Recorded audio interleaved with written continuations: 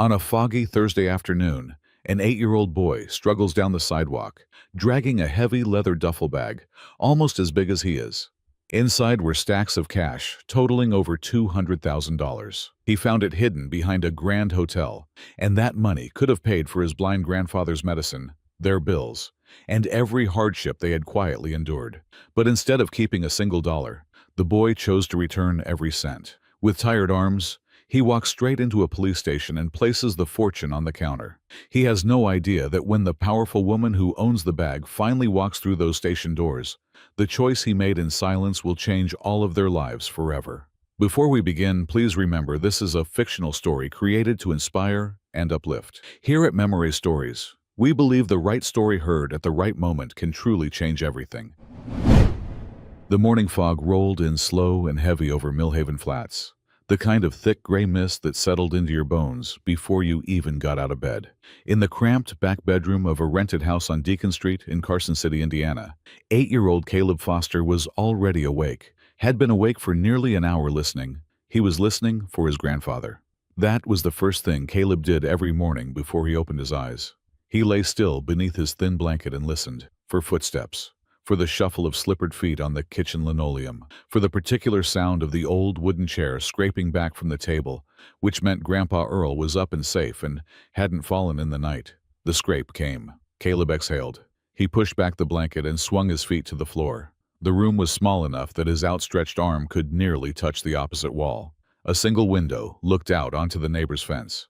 The dresser was missing its bottom drawer, replaced by a cardboard box. On the wall above his pillow, taped with masking tape that had long since yellowed, was a photograph of a woman with dark hair and laughing eyes. His mother, Margaret. Gone 4 years now. A car accident on a wet winter night on the interstate, just outside of Indianapolis, 40 miles from the house, where Caleb still slept in the same room he'd been brought home to as a baby. He had been 4 years old. He didn't remember her face, without the photograph to remind him. "Caleb, boy," his grandfather's voice came through the thin wall. "You up?" "Yes, sir." Caleb was already pulling on his jeans. Earl Foster was 68 years old and had been completely blind for the last 3 of them. A degenerative condition the doctors at the county health clinic had explained, using words Caleb had looked up later in the school library dictionary. Progressive, irreversible. The kind of words that sounded like slow doors closing.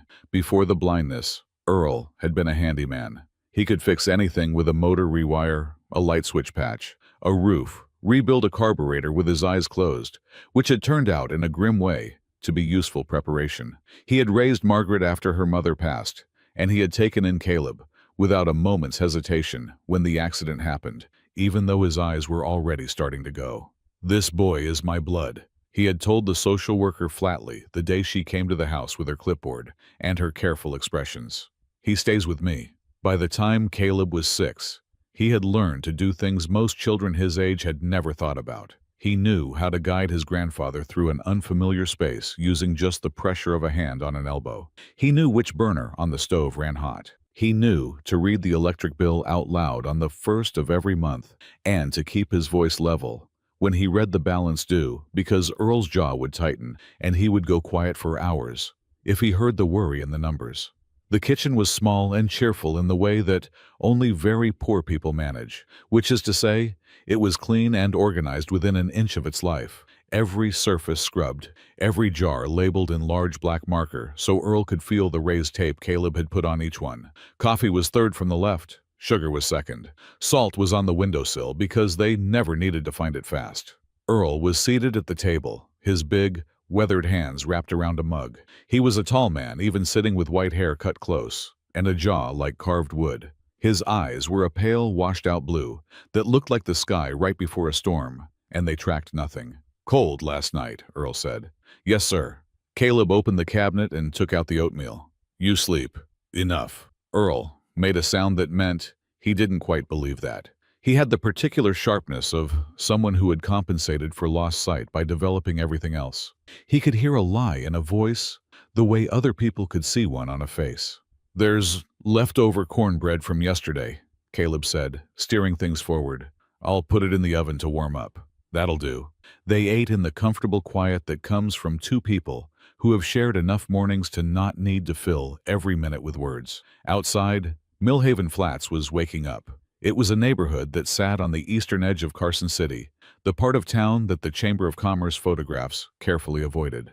The streets were real, though. The people were real. The church on the corner had a broken front step that the congregation had been meaning to fix for 2 years. The corner store stayed open until midnight because plenty of folks around here worked second shift and needed somewhere to buy milk at 11:30. It wasn't a bad place. It was just a hard one. After breakfast, while Earl sat with the radio turned to the morning news, Caleb did what he did every day before school. He checked the list on the refrigerator, the list he had made himself in his careful block printing, written when he was 7, and updated as needed. The list said lock, front door, gas off, windows, grandfather's medicine at noon. He went through each item methodically, checked the stove twice, laid Earl's noon medication out in the small dish beside the kitchen sink, 3 white pills that needed to be taken with food, which meant Caleb also made sure there was half a sandwich covered in plastic wrap on the bottom shelf of the refrigerator, easy to find by touch. Medicine's out, he told his grandfather. Sandwiches on the bottom shelf left side. I know where the bottom shelf is, Earl said, but he said it with the particular gruffness that was actually affection. I know you do. Caleb picked up his backpack. It was the same one he'd had since first grade, blue, with a broken zipper on the front pocket that he'd fixed with a safety pin. He slung it over one shoulder and went to where his grandfather sat. I'll be back by 4, he said. He put his hand briefly on the old man's shoulder, the way you touch someone you're afraid to love too loudly. Earl reached up and covered the boy's hand with his own just for a second. Go on then. Learn something. The walk to Grover Park Elementary took 20 minutes, and Caleb used those 20 minutes the way he used most of his free time working. Not schoolwork, real work. He walked the long route deliberately, the one that took him past the back entrances of the restaurants on Fulton Street, where the kitchen staff put out bottles and cans in clear plastic bags on Tuesdays and Thursdays. The recycling center on Marsh Road, paid by the pound, and Caleb had done the math. A good week of collecting could clear $4 or $5. That money went into the coffee tin on his dresser behind the photograph of his mother. The tin had a purpose. Earl's blood pressure medication cost $42 a month. The county assistants covered most of it, but there were months, more than there should have been, when the coverage came up short, and the pharmacy called, and Earl's voice did the careful flat thing it did when something was wrong and he didn't want anyone to know. Caleb had learned this by accident, overhearing one of those calls through the bedroom wall. He had not said anything about it to Earl. He had simply started collecting cans the following Monday. He was not a child who invited pity or attention. At school, his teachers described him as serious. His classmates knew him as quiet and steady, the kind of kid you wanted on your team for a group project, because he would actually do his half. He had 2 close friends, a boy named Thomas Webb, who lived 3 streets over, and a girl named Destiny Parks, who was the fastest runner in 3rd grade, and also the most likely to laugh at something completely inappropriate, at completely the wrong moment. He was in almost every measurable way a normal 8-year-old boy, except for the part where he was also quietly and without complaint the person who kept the household running for a blind elderly man who would rather have fallen down the front steps than admit he needed help. He never thought of it as unusual. It was just his life, and it was a good life. Earl told him stories in the evenings, long wandering stories about growing up in rural Kentucky, about the first car he'd ever fixed, about Caleb's grandmother Ruth, who had died before Caleb was born, and whom Earl described with a tenderness that made the air in the room feel different. They had enough to eat most nights. They had heat in the winter. They had each other. That was enough. That particular Thursday started like every other Thursday. Caleb left for school at 7:40. He collected a half-full bag of cans from behind Rosario's diner. He sat through his classes paying careful attention because careful attention was free, and because knowledge was the one thing nobody could repossess. After school, instead of going straight home, he took the longer route through Garrison Park, the broad public park that ran along the center of downtown Carson City, separating the Millhaven Flats neighborhood from the gleaming office towers and renovated storefronts of the commercial district. The park had a fountain, currently off for the season, and several large decorative trash cans that the city kept emptied and clean. Not much to find there. But the walking path ran along the back edge of the Harrington Grand Hotel, one of those old limestone buildings that had been renovated 3 times and still looked like something from another century. Caleb was checking the last trash receptacle near the service alley when he saw it. A bag. Not a garbage bag. A soft leather duffel, dark brown with brass hardware, and a shoulder strap that had slipped halfway through one of the rings. It was tucked between the large dumpster and the brick wall of the hotel's service entrance, almost hidden, the kind of thing that could sit there for hours before anyone noticed. Caleb stopped. He looked around. The service alley was empty. A kitchen worker had his back to him loading cardboard into a bin 20 yards away. No one else. Caleb crouched down and looked at the bag more closely. The main zipper was open 2 or 3 inches. Through the gap, he could see the edge of something green. He reached out and carefully opened the zipper wider, just enough to see what was inside. His breath stopped. Money. Bundled money, the kind with paper bands around it stacked in tight, neat rows. He could see the numbers printed on the bands. He could see enough to understand, even at 8 years old, even without fully grasping the total, that there was more money in this bag than he and his grandfather would see in a very long time. Before we go any further, I want you to stop here for just a moment. Think about the last time life put something in front of you that could have solved everything. The unpaid bill, the empty account, the phone call you were dreading, the thing that kept you up at 3 in the morning. Now imagine you are 8 years old, and the answer to every single one of those problems is sitting right there in your hands, and nobody is watching. What would you do? What would most of us do? Keep reading, because what this boy does next is going to stay with you for a long time. His hands trembled. His heart was going very fast.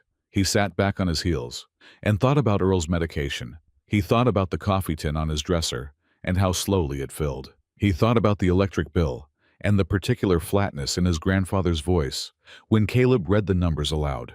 He thought about what Earl had told him once, sitting on the back porch in the summer, when Caleb had asked why they couldn't just keep a neighbor's lawnmower that had been left out all winter.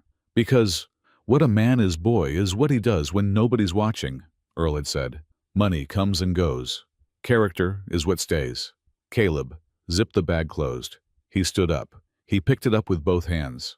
It was heavy, much heavier than he'd expected. He shifted his grip and started walking.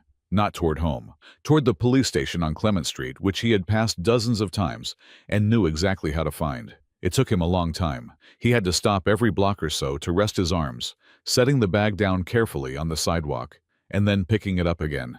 People passed him on the street, some glancing at the small boy struggling with the large, expensive-looking bag, most looking away and continuing on. Nobody stopped to ask if he needed help. That was fine. He didn't need help. He just needed to keep walking. So he kept walking. The Carson City Police Department's non-emergency entrance was on Clement Street, a wide glass door with a decal of the city seal above it. Caleb had walked past it dozens of times. He walked through it now. The front desk officer, a young woman with a dark braid and tired eyes, looked up when she heard the door and went very still at the sight before her. A small boy, thin in his jacket, dragging a leather duffel that was nearly as big as his torso, walking with the careful, deliberate stride of someone completing an important task. "Can I help you?" she asked. "I found this," Caleb said.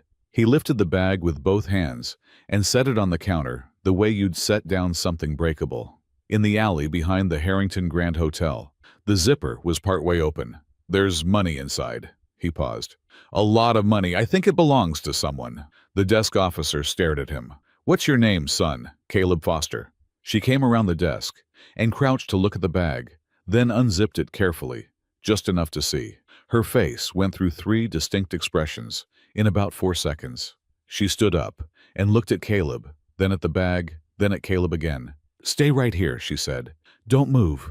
I'm going to get my sergeant." 2 minutes later, she was back with a broad-shouldered man in his 50s, named Sergeant Douglas Hale, who had the kind of face that looked permanently unsurprised, but managed to look surprised now. He set the bag on a table near the front desk and opened it fully. The money was stacked in even bundles, each bound with a paper band. A younger officer, who had come over from the back, began counting systematically, his eyebrows climbing steadily as he worked. "I've got 20 bundles," he said, "each banded at $10,000. That's $200,000 flat, plus some loose bills." He finished counting the loose bills.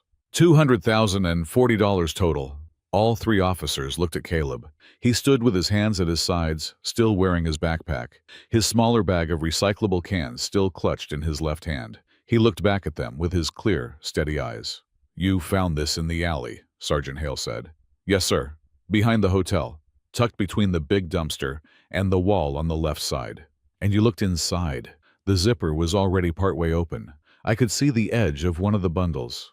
I opened it more to see if there was a name or address somewhere inside. There wasn't, but there was $200,000. "Yes, sir." Hale looked at the boy for a long moment. "Son, I have to ask you something and I need you to be honest with me." "Yes, sir."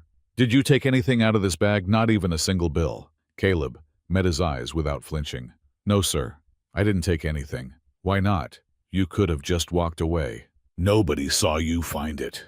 The answer came without hesitation, in the even tone of a child repeating something he had heard enough times that it had become part of him. "Because it isn't mine." Sergeant Hale was quiet. The desk officer turned and looked at the wall for a moment. The younger officer cleared his throat. "All right," Hale said finally, his voice carrying a different quality than it had a moment ago. "We need to take your information and get your statement. Is a parent or guardian here with you?" "I live with my grandfather," Caleb said. "He's blind. He can't get out easily.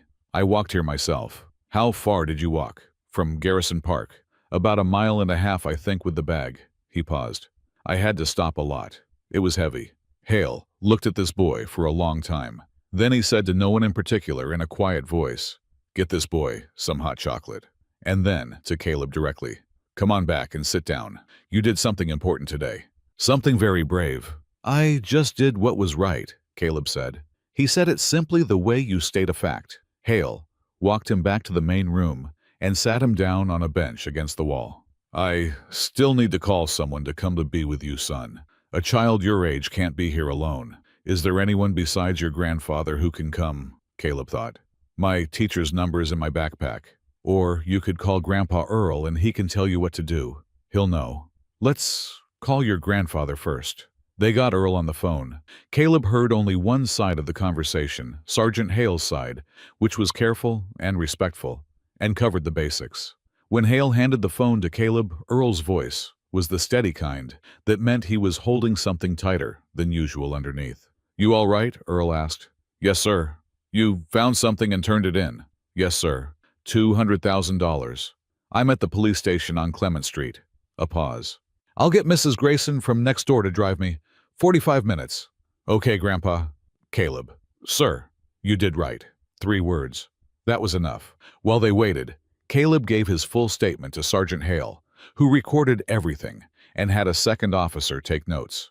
Caleb described the location, precisely the exact position of the bag, relative to the dumpster, and the wall, the condition of the zipper, the time he'd found it. He answered every question directly and completely.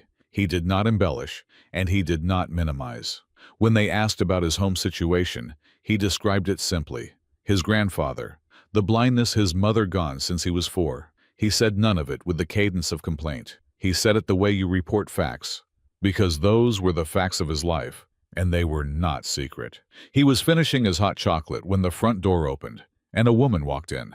She was tall, and dressed in the kind of quiet, expensive way that doesn't announce itself with logos, but announces itself with everything else. A dark blazer, tailored precisely, a single strand of pearls at her throat, silver hair swept back from a strong-boned face, the face of a woman somewhere in her mid-50s, who had spent those years making consequential decisions and carrying them without apology.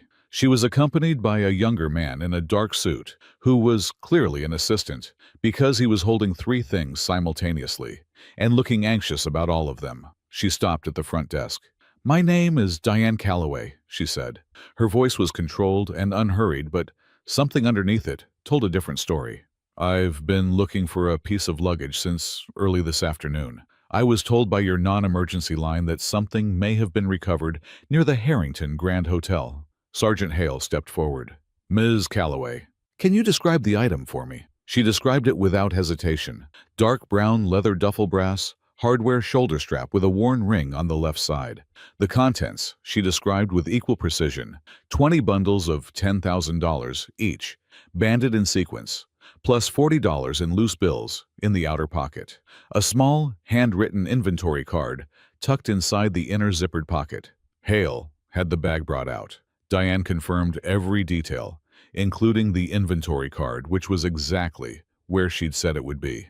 "Where did you find it?" she asked.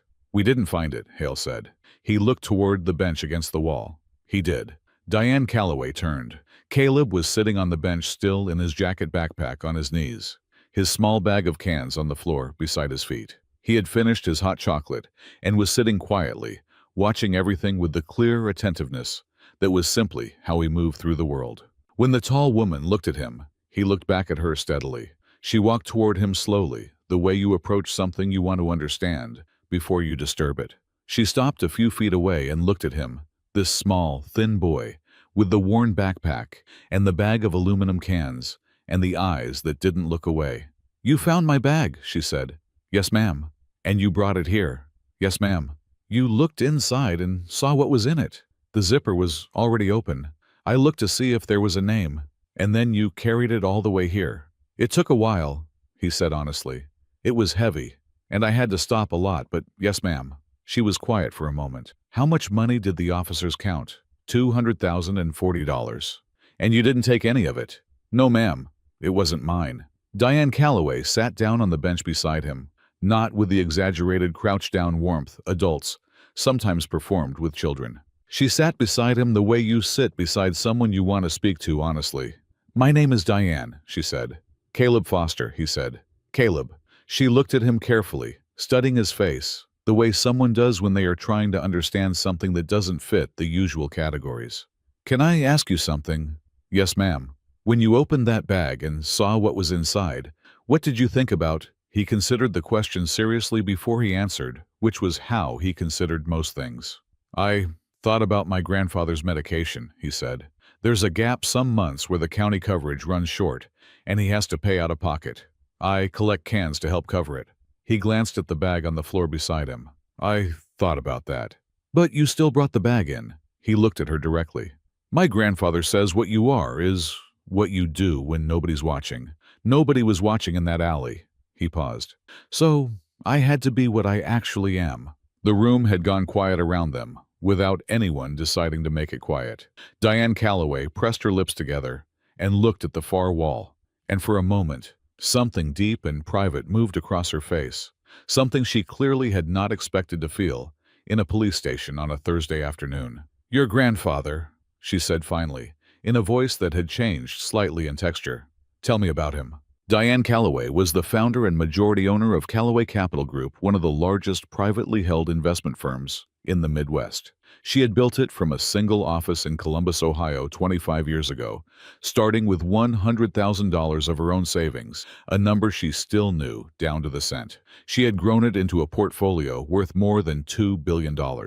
She employed over 400 people. She had been on the cover of 3 national business magazines. She sat on the boards of 7 charitable foundations and had personally overseen the disbursement of millions in philanthropic funding. She did not, as a rule, sit on police station benches talking to 8-year-olds for 40 minutes.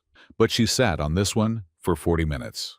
About the bag, she explained it to Sergeant Hale while Caleb listened. The money represented payment for a private acquisition of a piece of commercial real estate, a direct cash purchase from an elderly owner who had specifically requested payment in cash and had documented the preference in a signed, notarized agreement. The transaction was fully legal and recorded.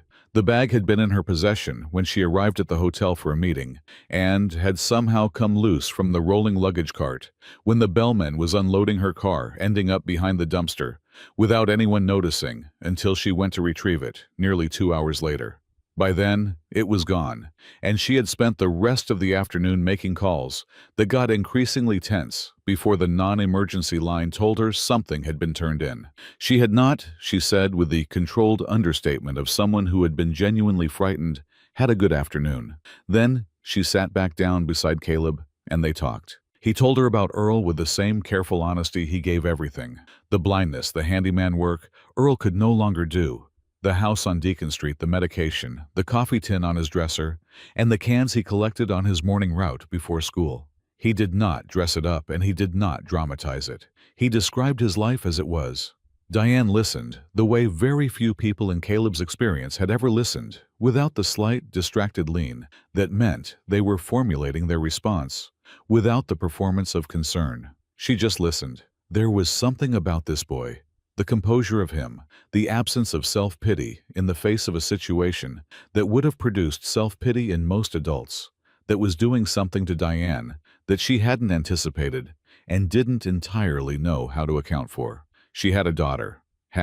Claire Calloway, 22 years old, gone 2 years now. A pulmonary embolism, sudden and without warning, on an ordinary Tuesday morning in her junior year of college. She had been studying environmental science planning to spend her life working on things that mattered quietly and persistently, the way she did everything. She had had her mother's efficiency and her father's laugh and her own particular gentle stubbornness that Diane had spent years finding maddening, and now would have given almost anything to encounter, again just once. Since Claire Diane had moved through her days with perfect function. She attended meetings.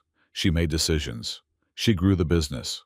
She fulfilled every obligation with the same precision she had always brought to her work. She did not speak of her daughter in professional settings. She had learned to keep that particular weight in a separate room behind a closed door and to go about her business. The door was not as solid as she had believed. Maybe it was this boy's quality of stillness, so like Claire's own way of being present in a room. Maybe it was the coffee tin, the image of it a child saving change for his grandfather's medicine. Maybe it was simply the particular accumulation of the day, the lost bag, and the fear, and then walking into the station and finding this. Whatever the reason, she sat on that bench, and she let herself be moved. "Your grandfather," she said again.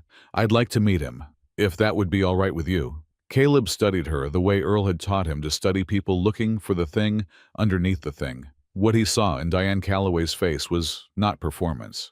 He couldn't have named exactly what it was, but it wasn't performance. "He's coming to pick me up," Caleb said. "Mrs. Grayson next door is driving him. He should be here soon." "Then I'll wait," Diane said. Earl arrived 37 minutes later, Mrs. Grayson, guiding him through the front door with a hand on his arm. He was dressed in his good shirt, which Caleb noticed and understood. Earl always put on his good shirt when he was going somewhere that mattered. Caleb went to him immediately, and Earl put a hand on top of his head for just a moment, locating him, making sure. "You're all right," Earl said. It was not a question. "I'm all right, Grandpa." "Good." Earl straightened and turned his face toward the room, doing the particular listening that served as his version of taking in a scene. "Someone else here wants to talk to me." "Ms. Diane Calloway," Caleb said. "She owns the bag. She's over here." Diane had stood when Earl came in. She watched him cross the room with Caleb guiding him, watched the way the old man moved, with the careful dignity of someone who refused to let disability become diminishment. "Mr. Foster," she said, "thank you for coming." "Mrs. Calloway." His pale, unseeing eyes were aimed somewhere near her right shoulder. "I understand my grandson did right by you today." "He did something I've never seen before," she said honestly. "In many years of dealing with people in all kinds of situations." Earl was quiet for a moment. "He did what he was raised to do," he said. "Nothing more, nothing less." "I know. He told me." She paused. "I'd like to come by your house sometime soon if you'd allow it. I'd like to talk properly."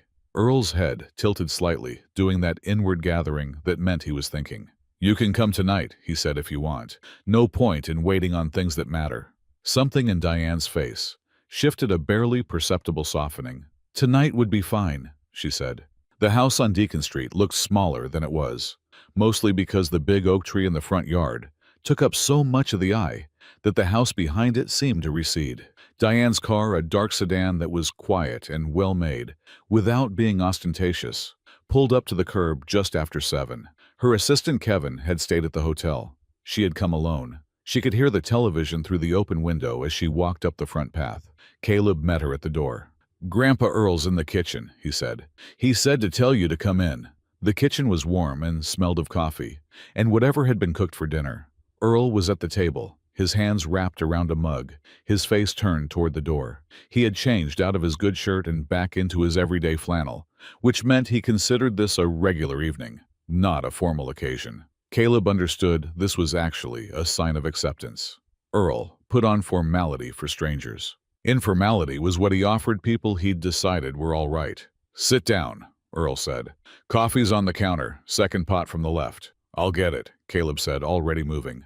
Diane sat across from Earl. She folded her hands on the table and looked at this old man, taking in the carved jaw, the white hair, the big hands that had built and repaired and held things together for a long time. "You want to tell me what this is really about?" Earl said. It wasn't a question exactly. "I want to thank you," Diane said, "for how you raised him. I'm not looking for thanks." "I know. That's partly why I'm here." Earl was quiet. "I've been in business for 25 years, Diane said. "I deal with people every day in situations involving significant money. I have seen what people do when they think no one is watching, and when they believe they won't be caught. Your grandson found $200,000 in cash in an empty alley and carried it a mile and a half to the police station." She paused. "He's 8 years old. He'll be 9 in March," Earl said. "He told me about the medication, the coverage gap." Earl's jaw tightened slightly. "We manage." "I know you do." She said it simply, without softness or edges. "I'm not here to make you feel small about it. I'm here because what Caleb did has real value to me, and I'd like to respond to it as if it has real value. Not charity," she added, before Earl could respond. "I know that word would end this conversation. Something else." Earl picked up his coffee mug and held it without drinking from it. He was listening with everything the way he always did, and Diane had the unusual sensation of feeling genuinely heard. "What kind of something else?" he said. "I'd like to talk about that properly. Not tonight. Tonight I just wanted to meet you." She paused. "Caleb talked about you the way people talk about someone who is the center of everything important to them. I wanted to understand where he came from." Earl set the mug down. "Where he came from is a hard life, and not enough money, and a grandfather who is going blind and getting older, and who tries every day to give that boy what he deserves, even when the resources aren't there to do it right." He said it evenly, not with bitterness, just with the directness of a man who had long since stopped pretending. "That's where he came from." "No," Diane said quietly. "He came from someone who told him what a man is when nobody's watching. That's where he came from." The kitchen was very quiet. Caleb had sat down at the far end of the table with a glass of milk and was pretending to look at a library book, though he wasn't turning any pages. Earl was still for a long moment. Then, something in his shoulders settled slightly, just barely perceptibly, the way a thing settles when it finds its level. "You can come back Friday," he said. "We'll talk then." They sat together for another hour that first evening. Earl told her about Ruth, about Margaret, about the accident, and the decision to take Caleb in, about the years before the blindness, when he could still work, and the years after, when everything had to be rebuilt from different materials. He told it plainly, not as a hard luck story, but as a history, the way you'd describe the architecture of something that had taken time to build correctly. Diane listened. She told him briefly and without making it into more than it was about Claire, about the Tuesday morning phone call, about the last thing she had said, which was that she would send the address later, and how later had not come. Earl nodded when she finished. "I'm sorry about your girl," he said. 3 words delivered with the weight of someone who understood exactly what loss of that specific kind cost. "Thank you," Diane said. She drove back to her hotel that night and sat in her room for a long time, without turning on the television or opening her laptop. She thought about the kitchen on Deacon Street, the labeled jars, the medication dish by the sink, the boy who kept the household running and still found time to collect aluminum cans before school. She thought about Claire, who would have sat at that kitchen table and talked to Earl for 3 hours, and come home changed. She picked up her phone and called her assistant. "Kevin," she said, "I need you to pull the county medical assistance records for elderly residents in the Millhaven Flats zip code, specifically the prescription coverage structure and where the gaps are." She paused. "And clear my Friday afternoon." Diane came back on Friday, as she had promised. She came alone, without Kevin, without the suggestion of office or authority. She wore plain clothes, and she brought 3 things, a thermos of coffee, because Earl had mentioned how he took it a set of colored pencils and a good sketchbook for Caleb and a folder. She set the folder on the kitchen table and put her hands flat on top of it. "Here is what I'm proposing," she said, looking at Earl and then at Caleb. "And first, here is what it is not. It is not charity. It is not pity. It is not something you have to be grateful for in the way that makes you feel smaller." She held Earl's gaze, or the nearest approximation she could manage, with a man whose eyes tracked only sound. "What it is an acknowledgement that what Caleb did has real value, and I intend to treat it as having real value." "What kind of value?" Earl said. "His education," Diane said. "All of it. Through college and beyond, whatever he wants and wherever it takes him. A full fund already established at First Meridian Bank of Carson City. His name on the account managed until he's old enough to access it. Not a scholarship with conditions. Not a loan. An acknowledgement that his future deserves investment." She opened the folder and turned it toward Earl, though she knew he couldn't read it. She did it anyway because the gesture was respectful. "The documents are here. My lawyer can review them with anyone you choose." Earl said nothing. Caleb said nothing. The kitchen clock ticked. "Additionally," Diane continued, "your medication. The gap in county coverage. I've arranged for a private supplemental insurance plan to cover what the county doesn't effective the 1st of next month at no cost to you. That is not charity either." She looked at Earl steadily. "That is me doing something practical for a man who raised someone I respect." She let that sit for a moment, then looked at Caleb. "There's a third thing, smaller in dollar terms, but I think it matters more than either of the others." She leaned forward slightly. "My foundation runs a community outreach office 3 blocks from this house. Every Saturday morning I need someone to help with donation sorting, basic organizational work, whatever tasks fit the age and ability of the person doing them. I want to offer that position to you, Caleb. Real work paid fairly every Saturday morning. $9 an hour." Caleb looked up. "The cans," he said. "Yes," she said. "The cans.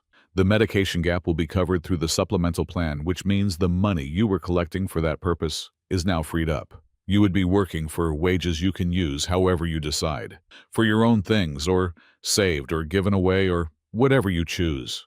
That decision would be entirely yours." Caleb turned to his grandfather. Earl was sitting with his hands flat on the table, doing the inward gathering that meant he was working through something. "You said it's not charity," Earl said finally. "It's not. You're a businesswoman. I am. What do you get out of it?" Diane was quiet for a moment. The honest answer was one she had rehearsed and discarded twice on the drive over because every business-framed version of it felt like a translation that lost something essential in the process. "The honest answer," she said, "is that I've spent a long time moving through the world very efficiently, building something real, doing work that matters in quantifiable ways. And in that time I have not been as a person particularly," she paused, "moved by much in a long time." She looked at her hands briefly. "Your grandson moved me, not because of what he's gone through, because of who he is inside all of it. I don't know how to put that in a ledger." She looked up. "If you need a business reason, here it is.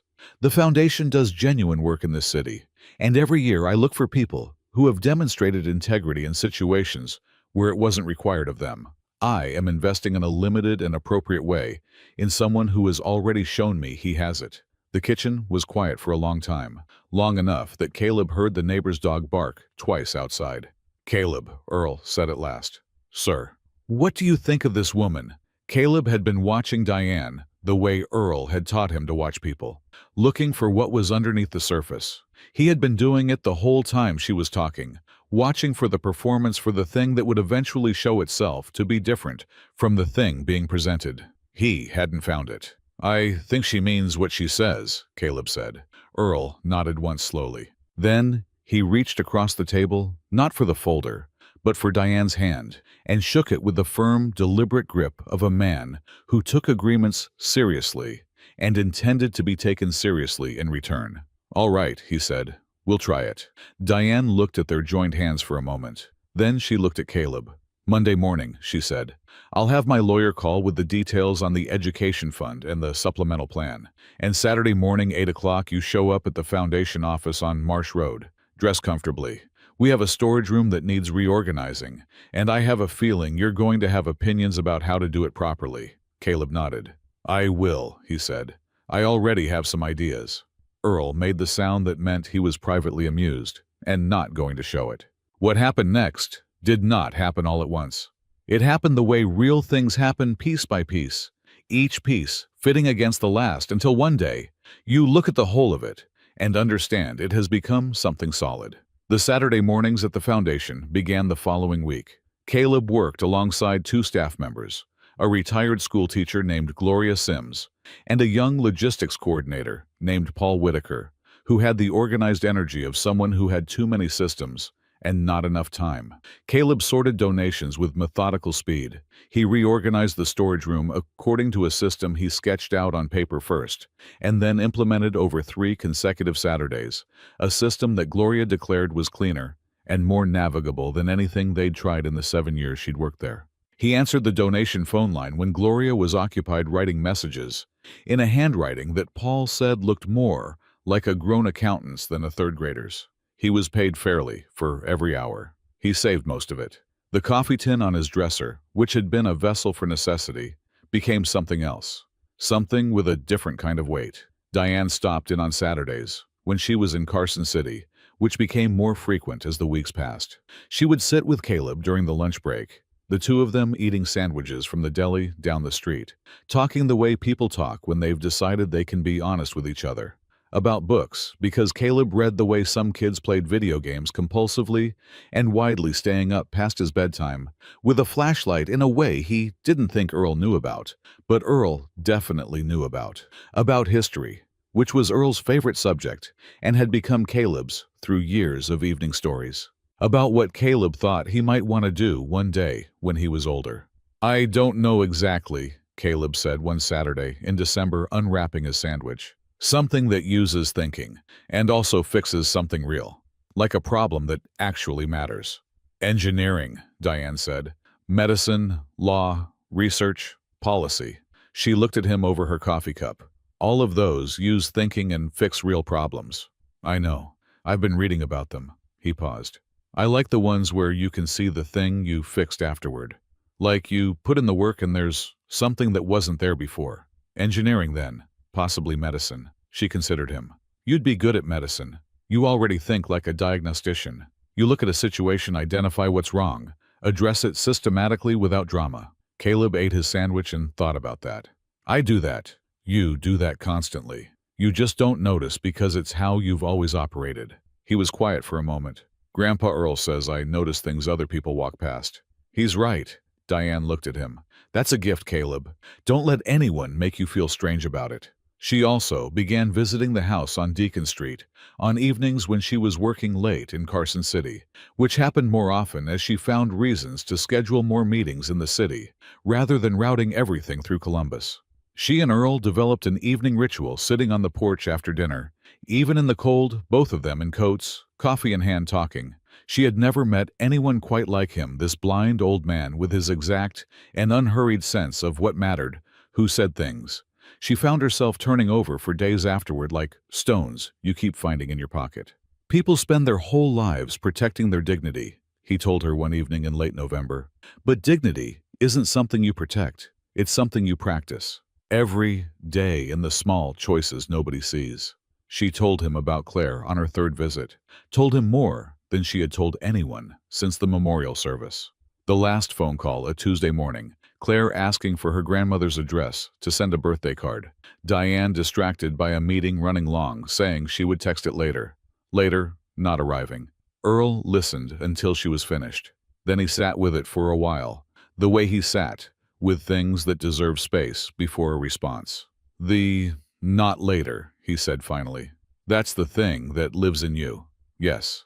There's no undoing it," he said. "There's only what you do with what you know now. You know to say the thing when it's there to say. You know not to save it for later." He paused. "She taught you that. It cost everything, but she taught you something real. That counts for something." Diane looked at this old man in the porch light, his white hair, and his unseeing eyes, and his huge worn hands around his coffee mug, and felt the door she had kept carefully closed come open. She cried on that porch quietly, with Earl's hand over hers, and the street sounds of Millhaven Flats around them, and it was the first time since the memorial that it had felt like release rather than rupture. Caleb coming out with a refill thermos, saw his grandfather's hand over Diane's. He set the thermos on the porch railing quietly and went back inside and returned to his homework, because some things you understood without needing to be told, and some things you gave people room for. By January, the medication gap was covered. By February, the education fund had been established and explained to Earl by Diane's lawyer, in terms Earl found acceptable. By March, Caleb had turned 9, and the three of them had, without anyone declaring it, become something. Something that didn't have a simple name, but had the weight and regularity of something structural. The standing dinners, the easy silences, the way Diane knew to leave Earl's second coffee on the left side of the counter without being reminded.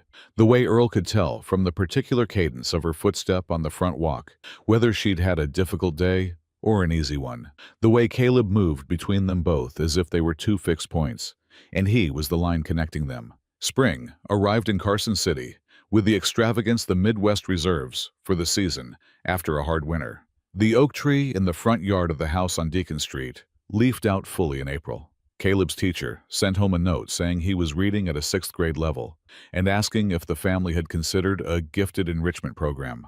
Earl listened to Caleb read the note aloud and said in his dry way, "Tell her we've considered it." It was in that same April that the offer came. Hargrove National Capital, one of the largest investment consortiums in the country, had been in quiet negotiations with Diane's firm for 8 months. In April, the offer crystallized. They wanted Diane as regional managing director for their Midwest expansion, a portfolio 3 times the size of her current operation, the kind of professional opportunity that people spent entire careers positioning for. The condition was Chicago, permanent relocation within 90 days. Diane did not tell Earl and Caleb immediately. She sat with the offer for 2 weeks, running the numbers every way she could think of, because that was how she processed things in columns and projections and carefully mapped outcomes. She knew what it would mean professionally. She knew what it would mean for her legacy and her influence and the work she had spent 25 years building. She also knew, with a precision she found uncomfortable, what it would mean for 2 evenings a week on a porch on Deacon Street. She told Earl on a Wednesday. Caleb was at the kitchen table doing homework, and she asked him quietly to give them a few minutes. He gathered his books without question and went to his room, pulling the door nearly, but not entirely closed. She sat across from Earl and told him about the offer plainly. He listened, the way he always listened, without interruption. When she finished, the kitchen was quiet. "You're asking me what I think," he said. "Yes." "Why?" She looked at him. "Because your opinion matters to me. And because, Earl, what I have here, what we have the 3 of us, I don't want to walk away from it without understanding what I'm walking away from." Earl was still for a long moment. Outside, a car passed slowly on Deacon Street. "What do you want me to say?" he asked. "That we'll miss you, we will. That the boy will miss you, he'll miss you more than he'll say. And he won't say anything at all because he'll decide your life is your life, and it's not his place." Earl paused. "But that's the thing about Caleb. He learned early to not hold on to people. Because people leave. His mother left. The people before us left. He doesn't ask anyone to stay. He just adjusts." The words landed quietly and completely. "He's had people leave," Diane said. "He has. And he'll survive it again because that boy is built to survive. But surviving and thriving are different things, and you know that better than most." Earl picked up his coffee mug. "I'm not going to tell you to stay. Your life is your life. But I'm going to tell you the true thing, because that's what you came here for." "What's the true thing?" "That what we have here is rare. Not because any one of us is special, but because the combination is.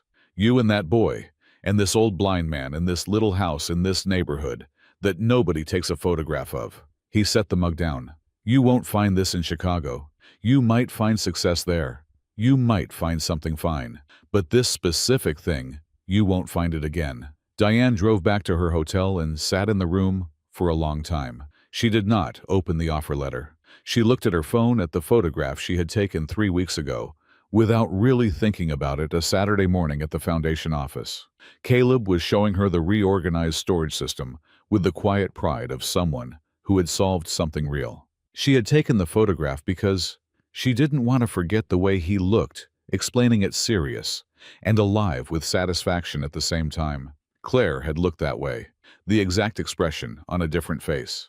She was still looking at the photograph when she heard something, very faint through the wall, that separated her room from the small sitting area off the hotel corridor. She set down her phone and listened. Caleb was at school, she knew that. But the voice she heard was his, coming from a phone call being conducted in the corridor. A staff member, taking a personal call, a young voice like his. She couldn't make out the words.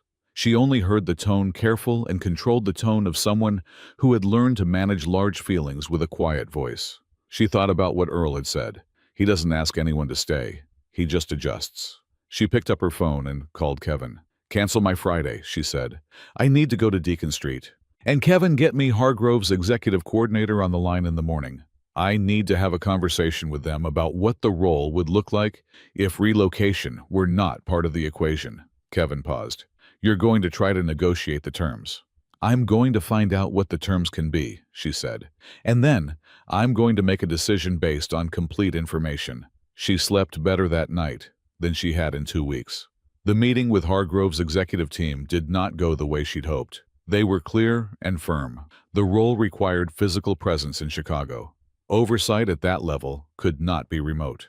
They respected her position, but the condition was not negotiable. She thanked them and told them she would give her answer by Friday. On Thursday evening, she was back at the house on Deacon Street for dinner. She had not told Caleb about the offer. She had decided that Earl was right, that Caleb would fold the information away and not make it anyone else's burden, and she did not want to put that weight on him. She wanted to make the decision herself clearly, and then tell him the outcome. But Caleb had ears that Earl had trained to notice the things that were different from the day before. He noticed the slight change in how she moved through the kitchen. He noticed that she was present, but not entirely there. After dinner, when Earl had stepped out to the back porch for his evening air, Caleb came and stood in the kitchen doorway. "Something's wrong," he said. Diane looked at him. She thought about performing normalcy. She decided against it. "I have a decision to make," she said. "An important one. I'm working through it." He came and sat at the kitchen table across from her. He folded his hands on the table in exactly the way Earl did when he was listening seriously. The resemblance was so precise, so clearly learned that Diane felt something catch in her throat. "Is it about us?" Caleb asked. She looked at him, this 9-year-old boy with his old eyes and his direct voice. "There's a job," she said carefully. "A big opportunity. In Chicago. They want me to move there." Caleb was very still. "Are you going to?" he asked. His voice was even, perfectly controlled. "I don't know yet," she said honestly. "I haven't decided." He nodded once, a small careful nod. "Okay," he said. "Then, is it a better job than what you have now?" "In some ways. Larger. More influential. But you'd have to go live there." "Yes." He looked at the table for a moment. Then he looked up at her, and what she saw in his face was not pleading and not manipulation and not even exactly fear. It was something more like the look of someone who has opened a door and found themselves looking at something true that they would rather not have to look at. "I don't want you to go," he said simply. "I'm not saying you can't. I know it's your life. But you asked me what I thought." He paused. "I just thought I should say the true thing." The true thing. Earl's phrase coming out of his grandson's mouth. Diane sat with that for a long moment. Then she reached across the table and covered his folded hands with hers, the way Earl had done to her on the porch. "Thank you," she said, "for telling me." She called Hargrove National Capital the following morning. "I'm grateful for the offer," she said, "and I have to decline it. The relocation is not something I'm willing to do." There was a long pause on the other end. Then, "Diane, do you understand what you're turning down?" "I do. Completely." She looked at the photograph on her phone, the one of Caleb explaining the storage system, with that serious, satisfied expression. "I understand exactly what I'm turning down, and I understand what I'd be giving up to take it. The math is clear." She was not expected at the house that evening, but she drove over anyway. Earl was on the back porch. Caleb was inside working on a school project. She sat down next to Earl without preamble. "I turned it down," she said. Earl was quiet for a moment. "When this morning?" "You're sure?" "I'm sure." He picked up his coffee mug and held it in both hands, and looked out at the yard. He couldn't see with the particular attention he gave to things he was listening to. "You know what Ruth used to say?" he said finally. "What?" She used to say that the people who matter most are the ones you choose when you didn't have to. Blood is just biology. Choice is character. He paused. You chose. Diane looked at the darkening yard, the outline of the oak tree against the evening sky, the small square of light from Caleb's bedroom window. I chose, she said. From inside the house, Caleb's voice came clearly, through the open kitchen door, calling to them without any particular urgency, the way a child calls to people he knows are there and will answer. Are you guys staying for a while? Because I found something in my project research that I want to show you. Diane looked at Earl. Earl smiled. I think we are, Diane called back. Come show us. 7 months after the morning, Caleb had walked into the police station on Clement Street. On a Tuesday evening in early June, Diane arrived at the house on Deacon Street for dinner and found the front door standing open. That was the first thing. The front door was never left standing open. She pushed it wider and stepped in. Earl, Caleb. No answer from Earl. From upstairs a sound. Caleb's voice, high and scared in a way she had never heard it before. Diane, up here. Something's wrong with Grandpa? She took the stairs, 2 at a time. The upstairs bathroom door was open. Earl was on the floor, his back against the tub, his skin an alarming gray-white, one hand pressed hard against the left side of his chest. His breathing was audible from the doorway, shallow and wrong. Caleb was crouched beside him, both hands on his grandfather's arm, his face white. He was washing up before dinner, and I heard a sound, and when I came in, he was already on the floor. Caleb said, his voice fast and frightened, and still underneath the fear, trying to be useful. He said his chest hurts really bad, and his arm, his left arm. Diane was already pulling out her phone, already dialing. Earl, she said, coming down beside him, keeping her voice level with the effort of someone who has decided calm is the most useful thing she can offer. I'm calling 911. Look at me. You're not alone. We're right here. Earl's pale eyes found her face with the focused version of his blindness, the way he looked at things he was reading through sound. Don't make a fuss, he said. His voice was very rough. I'm making exactly as much fuss as the situation requires, Diane said. She had the dispatcher on the line. She gave the address, described the symptoms, answered the questions, kept her voice even throughout. Caleb stayed beside his grandfather, holding his hand, talking to him, in a low, steady stream, the same way she had once seen Earl talk to Caleb through a nightmare, telling him what was happening, what they were doing, that help was coming. The ambulance arrived in 11 minutes. Diane had timed it. The paramedics moved with practiced speed. They assessed Earl, started an IV, put him on a gurney, with efficient gentleness. Earl, to his credit, did not argue, which told Diane how much pain he was actually in. He would sooner have crawled down the stairs than been carried, if he'd had a choice. As they were loading the gurney, Earl reached out and caught Caleb's wrist. Caleb, I'm here, Grandpa. Stay with Diane. His voice was thin, but the grip was firm. Don't leave her alone. Caleb looked at his grandfather's gray face, and then at Diane, and then back. Okay, he said. I'll stay with her. They rode to Carson City General Hospital in Diane's car, following the ambulance. Caleb sat in the passenger seat very still, his hands folded in his lap. Diane drove carefully and deliberately, which was harder than driving fast because there was more space for thinking. He's going to be okay, Caleb said. He said it the way Earl said things, as a statement of decision rather than hope. They'll take good care of him, Diane said. Carson City General has a good cardiac unit. I know. I looked it up when his last checkup came back, and they said his heart was something to watch. He paused. I didn't tell him I looked it up. Diane glanced at him. When was this? 2 months ago. She looked back at the road. This 9-year-old boy had spent 2 months quietly knowing something was coming, and had said nothing to anyone, had just kept getting up every morning and listening for the scrape of the kitchen chair, and making sure the medications were laid out, and going to school and doing his work, carrying the knowledge the way he carried everything without making it anyone else's weight. Caleb, she said. Ma'am, you don't have to carry things alone, not anymore. He was quiet for a moment. I know, he said, but he said it the way someone says something they understand in their head, and are still learning to believe in the rest of them. The wait at the hospital was 3 hours. The cardiac unit took Earl in quickly. A doctor came out once to update them, a cardiologist with a direct manner named Dr. Susan Wakefield, who said they were running tests and assessing the degree of the event, and that she would have more information within 2 hours.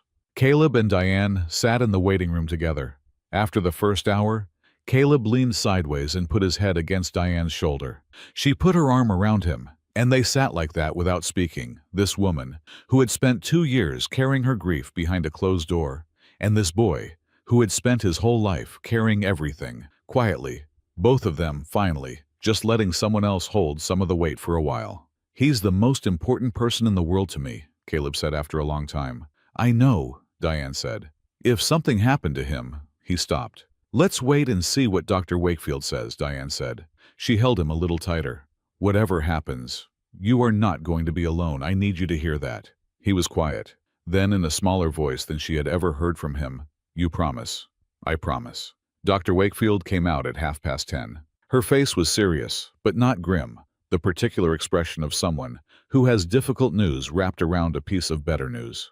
"Your grandfather had a significant cardiac event," she said, sitting down across from Caleb and meeting his eyes directly with the respect of a doctor who talks to children as if their understanding matters. "A heart attack, what we call a myocardial infarction. We were able to treat it quickly because he got here fast." She looked at Diane. "That mattered. Every minute matters with these events." "Is he going to be okay?" Caleb asked. "He is stable. He will need a procedure tomorrow morning, a stent placement to open a blocked artery. It's a procedure we do regularly, and his overall cardiovascular profile, given his age, is reasonably strong." She paused.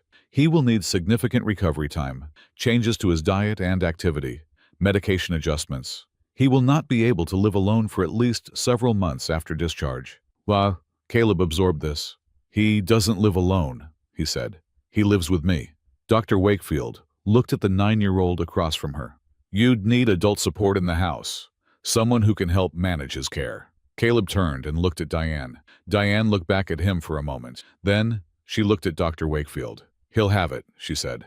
"I'll make sure of that." She made 2 phone calls after Dr. Wakefield left. The first was to her assistant Kevin to rearrange her schedule for the coming month. The second was to a home care agency that the foundation had worked with to arrange for a daytime aide to be in place before Earl came home.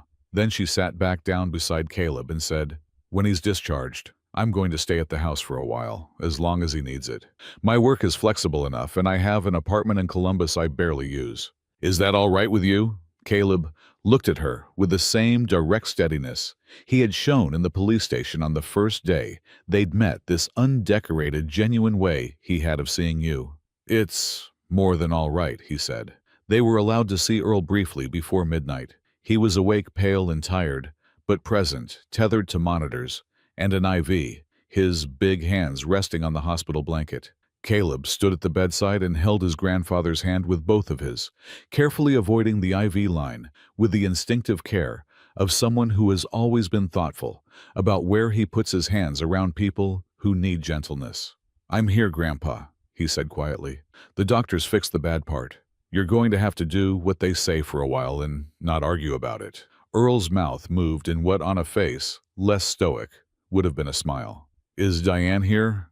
"I'm here, Earl," she said from the foot of the bed. He was quiet for a moment. Then, "You didn't go home?" "No." Another pause. "Good," he said. One word, but it carried the weight of a much longer sentence. Diane drove Caleb home at midnight, staying herself as she had said she would, making up the couch with a blanket and pillow from the hall closet. Caleb stood in the kitchen doorway, in his pajamas, watching her. "You don't have to sleep on the couch," he said. "You can have my room. I don't mind." "I'm fine on the couch." "Okay." He didn't move. "Diane?" "Yes. I know I said I was okay if you went to Chicago." He was looking at his feet and his voice was very quiet. "I wasn't. I was just trying to be fair." She set down the pillow. She crossed the kitchen and crouched in front of him, putting herself at his level, the way adults so rarely did. "I know," she said. "I just wanted you to know I was glad you stayed, even though I didn't say it at the time." "I know that too." She put a hand on his shoulder. "And I want you to know something back. When I turned down that job, I didn't feel like I was giving something up. I felt like I was choosing something better. That's not something I have to say. It's just true." He looked at her for a moment. Then he nodded with that small, precise nod of his that meant a thing had been received and filed and would be kept. "Good night," he said. "Good night, Caleb." He went to bed. She sat in the quiet kitchen for a while in the house on Deacon Street with its labeled jars and its medicine dish and its list on the refrigerator in a child's block, printing. And she felt in the strange stillness of that late hour something she had not expected. She felt at home. Earl came through the procedure well. Dr. Wakefield described the outcome as better than she had projected given his age. He spent 4 days in the hospital arguing with nurses by day 3, which Dr. Wakefield said was an excellent sign. When he came home, Diane was there. She stayed for 6 weeks. The leaves were fully out on the oak tree in the front yard. On the morning that Martin Doyle, Diane's attorney, sat down at the kitchen table on Deacon Street, with a folder of documents and a careful, professional expression, Earl was home from the hospital for 2 months now. He moved more slowly, and the daytime aide, a quiet, capable woman named Barbara Sims, came 3 mornings a week, but he had the color back in his face, and the dry certainty back in his voice. And the previous evening, he had told Caleb a story about a fishing trip in 1987 that had lasted an hour and 20 minutes, which Caleb knew because he had been watching the clock with the satisfied attention of someone who understands that a long story is its own form of good health. The documents Martin Doyle brought were guardianship papers. "Not adoption," Diane said, looking at Earl and then at Caleb. "You are Caleb's grandfather, and that doesn't change. These establish me as a secondary legal guardian, so that if anything happened, if Earl were ill, if circumstances changed, Caleb would have complete legal protection and continuity. His future would be secured in every direction." Earl had his hands flat on the table. "You talked to the boy about this." "We talked," Caleb said. His voice was careful in the way it got when something mattered very much. "I want it. I know what it means." He paused. "It means that you're not going anywhere. It means that what we are is official." "What we are," Earl repeated. "Family," Caleb said. Simply, completely, the way he said the truest things. Earl's hands were still on the table. He sat with the word for a moment the way he sat with anything large. "Diane," he said. "Earl, my Margaret would have liked you." He said it quietly, not as a compliment. Exactly more as a statement of fact, the way you state something that is true, whether it's said or not. She had her mother's sense for people. Could read them clear through in 5 minutes and be right every time. He paused. "She would have seen in you what I hear. Someone who does what they say and says what they mean and shows up when it matters." Diane's voice, when she answered, was not entirely steady.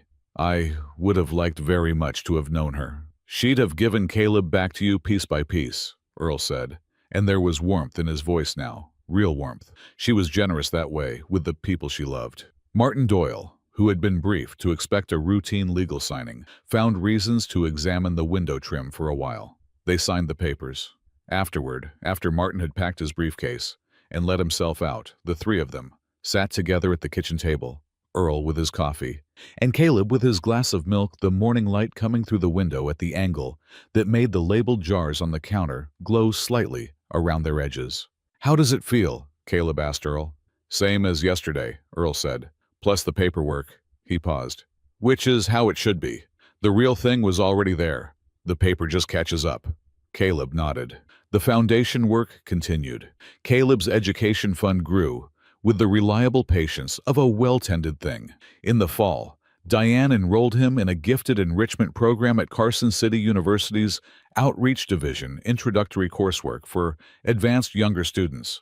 And, on the first Saturday, he came home talking about cellular biology at a velocity that made Earl set down his coffee and pay full attention for 45 minutes, which Diane noted was remarkable. Diane restructured 2 of her firm's partnerships to allow more remote management spending 4 days a week in Carson City and 3 in Columbus, a rhythm that her professional peers found perplexing and that she found she did not care to explain to anyone who wasn't Earl or Caleb.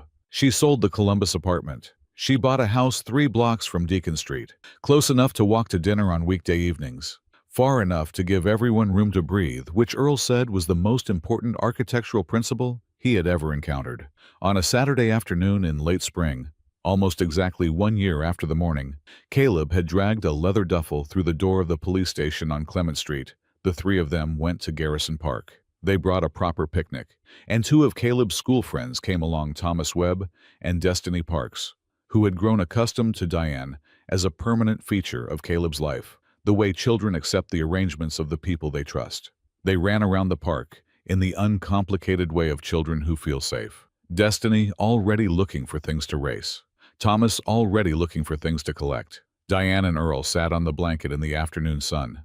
Earl had his face turned up slightly, reading the light the way he read everything through feel.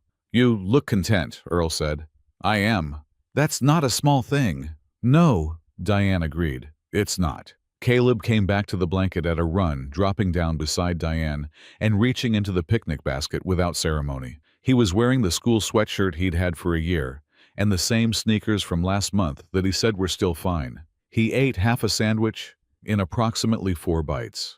"Earl," he said with his mouth still slightly full. "Don't talk with food in your mouth," Earl said. Caleb swallowed. "Sorry."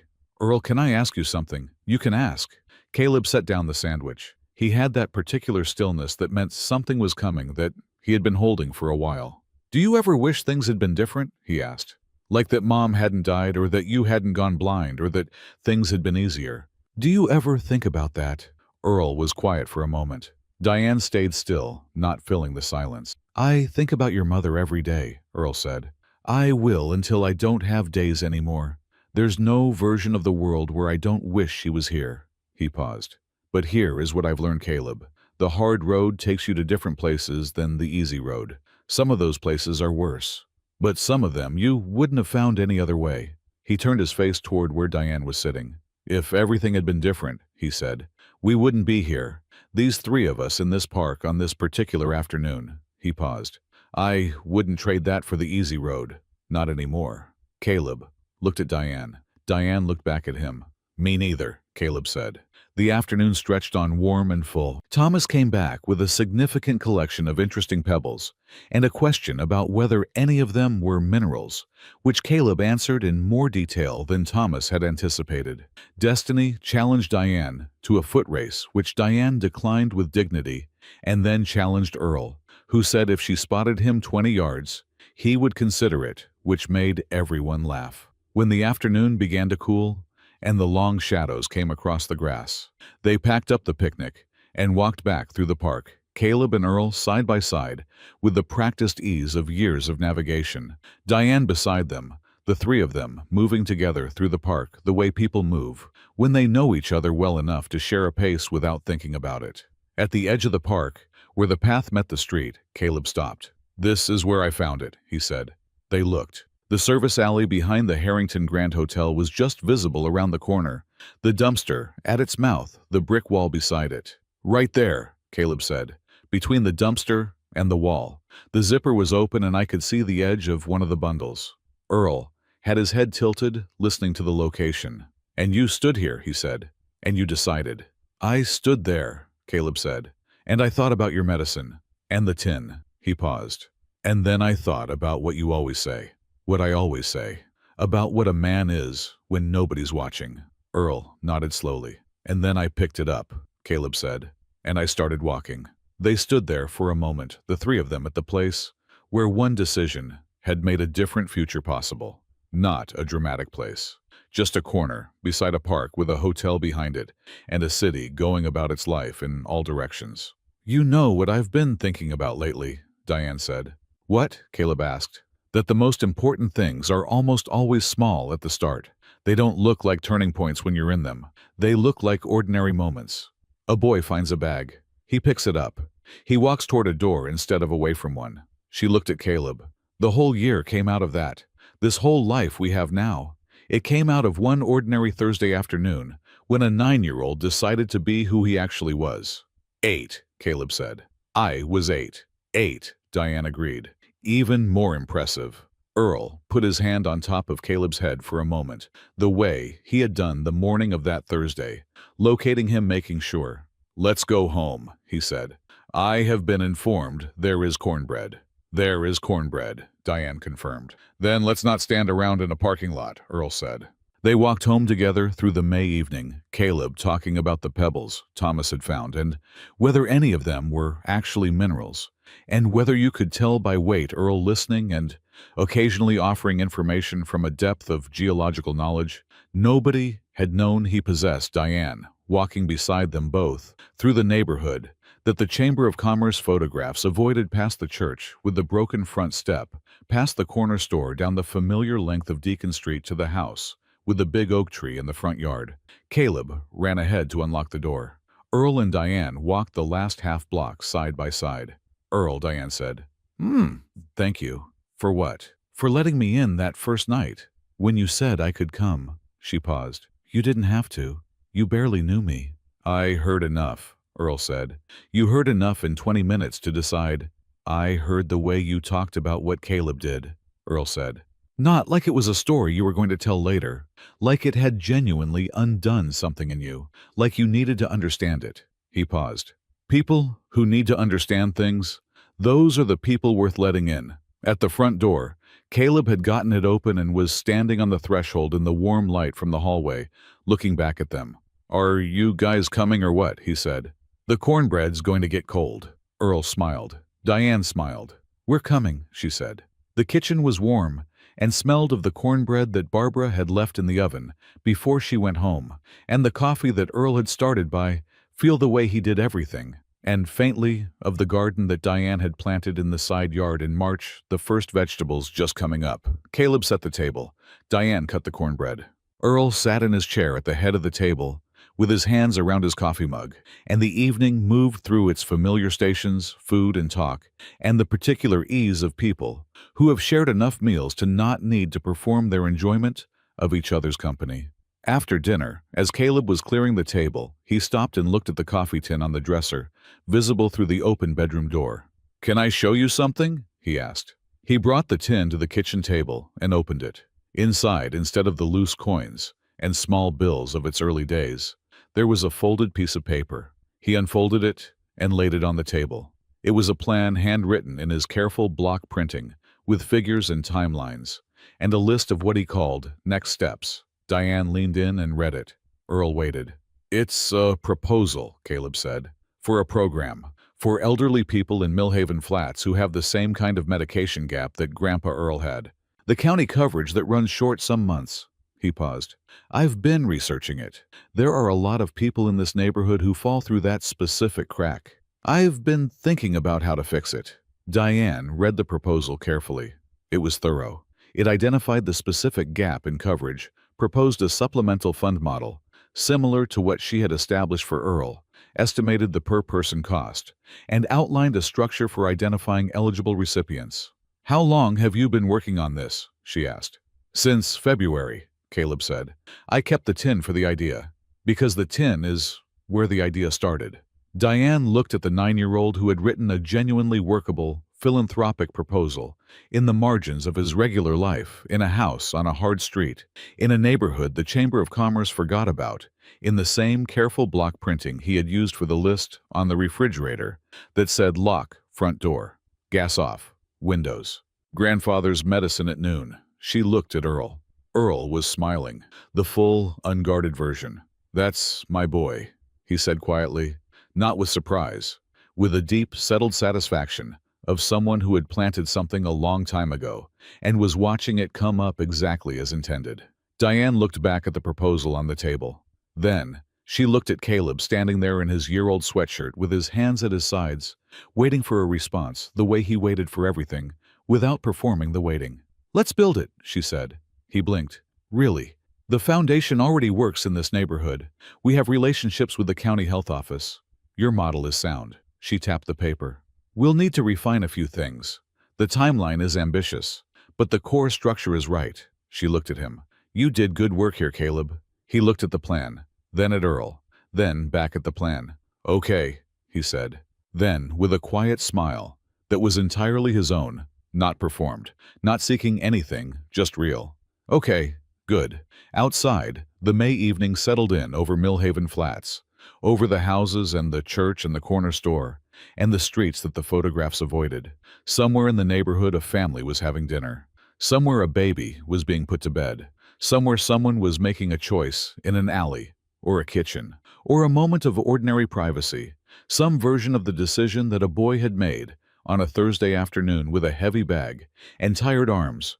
The decision to be the same person, whether anyone was watching or not. Inside the house on Deacon Street, a lamp was on in the kitchen window. A man and a woman and a boy sat around a table with a handwritten plan between them, talking about what could be built and what it would take and where to start. And outside, the oak tree moved in the evening breeze, and the light in the window was visible from the street, warm and steady. The kind of light that tells you when you see it from outside that something real is happening in there. The kind of light that means people are home. A boy picked up something that wasn't his and carried it toward the right thing, tired arms, heavy bag and all. He didn't do it for a reward. He did it because his grandfather taught him that who you are in the quiet moments is who you actually are.